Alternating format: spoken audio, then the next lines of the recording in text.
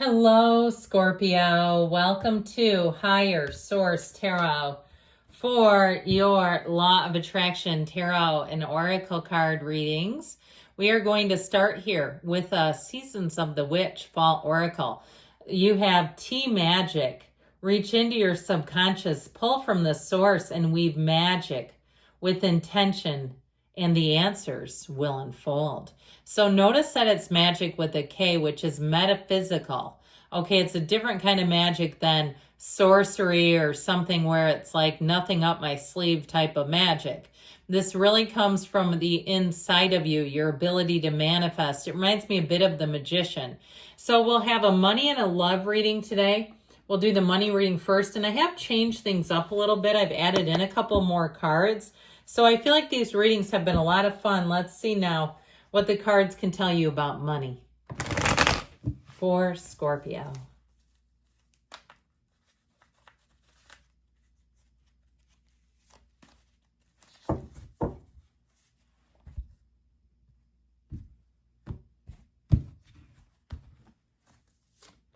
Well, you've got the Two of Swords in the past, death, you and your own energy, the Three of Cups in the outcome, and the Queen of Wands is in the advice. Now from the bottom of the deck, that's where we're getting a couple of extra cards.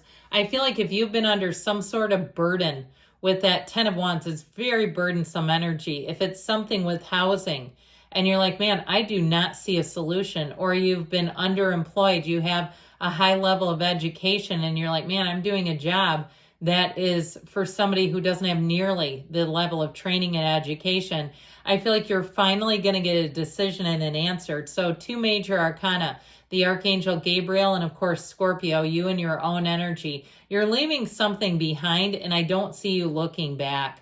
The energy of Judgment also tells you that you're being called to action. And so if something really has you stretched like a rubber band, if it's something too financially, it might be time to take an audit of your finances and really go through. And I know this, I don't know anybody who does this, but I see somebody doing it. And I think it's an interesting idea, going through your bank statement for a month or something and really looking at where and writing down where all your money went. Writing down to the dime, down to the penny, down to the euro, wherever you live. I feel like this is the time to do that. And even though it's kind of an arduous task, it'll show you where your money's going. So the Two of Swords, I feel like you had no way out. You felt like it, at least, caught in the middle of something. And so I felt like there just weren't a lot of opportunities in the past for you. And it kept you in a position that didn't feel very nice.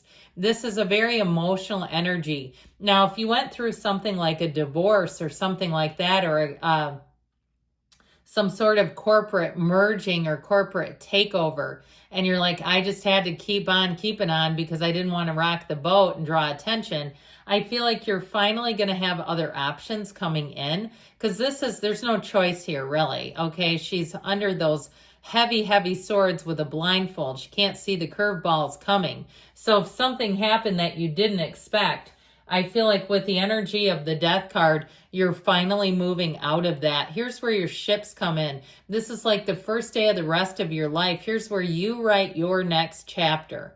And so with the Death card, it's a rebirth. And so it's the new from the old. It's letting go of things that don't serve you and have not helped you financially at all. That's where I also feel like going through your money and figuring out, not just guessing, but really looking at it will help you greatly, because you may have some little areas that you're not aware you're spending so much on, whether it's even like subscriptions. Like I saw somebody, it seemed like news articles or something coming in, and it's like, well, I'm spending a lot of money on that and coffee and, you know, other habits that perhaps aren't really in your best interest anyway. I feel like once you do that, that's the key to it all. You have something here to celebrate. The Three of Cups is appreciation. So it's knowing where you came from, and this is what you're going towards, having a cause to celebrate. And I feel like it's directly related to that Two of Swords, that you will have the occasion to say, man, I made it through that and I'm not going back. Because you also have it too, freedom coming in with Judgment. Freedom from bondage, even if it's a self-imposed prison. But I don't feel like it is. I feel like it's more a prisoner of circumstance and finally getting the solution. So your advice is the Queen of Wands. Stay loyal to yourself, but I also feel like to some extent this is fake it till you make it. Being loyal to a situation as much as needed, okay? Because we're not here to be an anarchist at work, okay? It's just probably not a good idea. But with this, I feel like any changes you make, you're going to quickly climb up the ladder. If you go for something, throw your name in the hat, here's where it's you. Here's where you get it. That Queen of Wands, too. Wands are the upwardly mobile. So I feel like they're telling you to look for areas where you can advance yourself. Don't be shy about it. Let's see. Now we're going to take one more oracle from the Yes, No group, and then we'll get into the love reading, love call. Yes, use what serves your highest good and discard the rest. So it's plain to see, okay, if something's not serving you with death, you're moving on from it. All right, even if it's a relationship, as we get into the love section of the readings.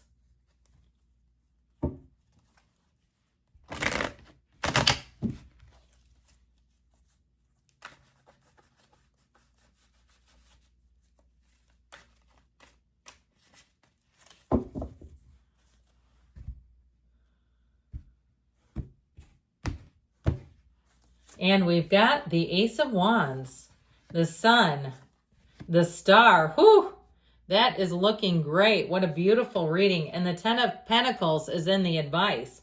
So I'm telling you what, we've got on the bottom here, the two shadow cards, the King of Swords and the Five of Pentacles. So cutting out something that does not serve and support the relationship, whether it is communication with all the exes. Let's hope we're not doing that. Many years ago, I mean, I'm talking 15 or so, I had dated somebody who was still in touch with, it seemed like every person they had dated, and it was just kind of gross. I mean, it was unnecessary in my book. So with this, if it's something too, where you have a relationship, you're in something, because you have a gorgeous relationship here, but there's somebody in your friend group or somebody that doesn't support it, and there's no good reason for it. They're petty, they're small. I feel like you end something here that is like, this is not supporting the relationship. The King of Swords says you don't care what other people think about you either. And so what you decide to do here, it'll be hard to talk you out of it too. What's done is done, and it's time to move forward. So with the Ace of Wands, va-boom, okay, this is chemistry, magnetism. This is like, I see Velcro coming together, the hook and the loop Velcro, like you guys are two sides of Velcro, and that's a good thing. All right, that is not a bad thing at all. You two go together, you jive, you mesh, you each take half of the situation and come together in perfect harmony. And so with this Ace of Wands, it can be an apology. So there may be somebody who comes back around that maybe somebody else has a bad taste in their mouth about. But with this Ace of Wands overall, it's like wave your magic wand. If you're asking, is this person coming towards you? The answer to that is yes. This is a yes card. And this is hot and heavy. I heard hot and bothered. All right, fine. That seems like an 80s term to me, just like jump someone's bones. That was like an 80s and 90s thing too. I don't hear people saying it nowadays, but you never know. Maybe this is where we'll bring it back. So with the sun energy, the sun shines on you. This is like, I see two people in the illumination looking at each other where there's nothing but two souls, where the two of you come together and it is beauty and harmony. This is a very joyous relationship. So if you're in something that is terrible, it's not this, okay? And you attracted these cards, so know that. And I feel like with this is two people that are in a high vibrational state. There's no better place to attract than that.